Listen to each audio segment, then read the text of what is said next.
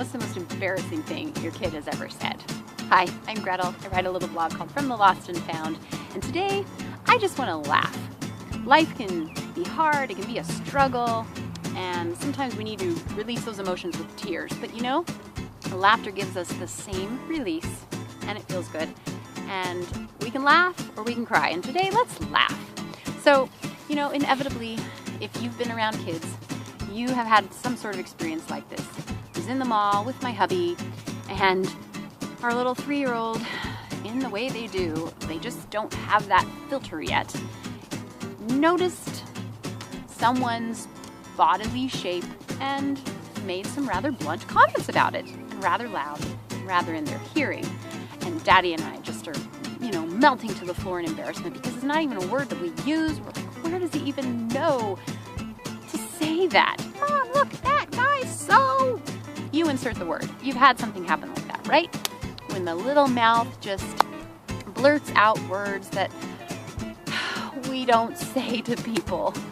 We don't even use. So, I'm not even going to repeat them here, but you know you've had those experiences. Well, one of my favorite memories of my son was pretty embarrassing at the time, but it was actually pretty hilarious too. It was the summer that my brother and sister-in-law got married, and Daddy was the best man and gave his very lovely, thoughtful speech. And outgoing son, 4-year-old though he was, decided, Daddy's the best man, I'm the best boy, and the best boys should give a speech too. So he marched up to the stage and got that microphone, and I just knew, knowing my son, that I needed to prepare myself because there was no telling what was going to come out of his mouth once he got that microphone. And he charmed us all, he made us all laugh, and he also told on his mama. Sometimes there are those little minor details that you just don't share with your spouse because no harm done, life moved on, no need to report all the sticky details, except when your 4-year-old tattles on you. So hubby had been gone on a long business trip, and Mama was with the 2 young babies and forgot to put the safety gate up on the stairs. And then, besides that, I went into the bathroom by myself, for a few seconds, closed the door, and left the 2 unattended in the other room.